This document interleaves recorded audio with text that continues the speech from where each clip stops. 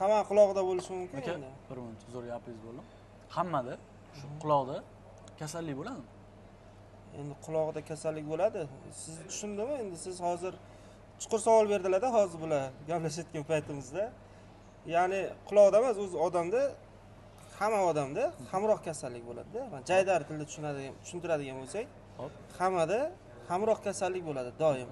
Masalan, kimdir muzdek suv ichadi har kuni, lekin tomog'i og'rimaydi. Ha? To'g'rimi? Lekin tabiiyda.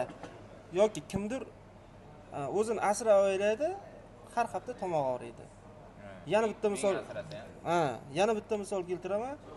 Masalan, oshqozon kimdir palaparcha ovqatlanadi-ku, lekin palaparcha ovqatlansa ham oshqozon og'rimaydi. Bor-da, bu bilan endi palaparcha ovqatlaninglar demoqchi emasman, masalan. Lekin shunday odamlar bor, doim dietada uni gastrit yoki oshqozon yara kasalligi, moyilligi bor. Og'riydi, doim bezovta qiladi. Bu hamroh kasalliklar deyiladi meditsinada. Bu endi qanday paydo bo'lib qolgan desangiz, bu genetika. Yo onangizda, yo otangizda. Asosan onadan o'tadi bu moyillik, irsiy.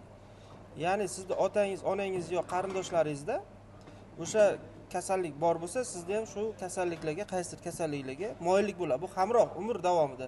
Doim shundan o'zingizni asrab yurishingiz kerak bo'ladi-da. Tushunasizmi? Значит, hozir men qulog'imda qanaqadir baribir kasallik bor. Baribir. Bo'lishi mumkin-da. Chunki genetikani ko'rish kerak. 7 urug' degani shu.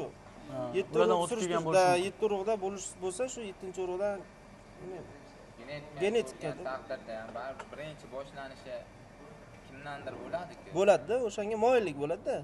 Moyillik degani shu bo'lasan degani emas. Boshqalardan ko'ra shunga bo'lish ehtimoli katta degani, koeffitsiyenti. Bu aniq shunaqa bo'lasan degani emas lekin. Ekspertga o'xshaganda Da. Shu qisqacha shuda. Ekspertga.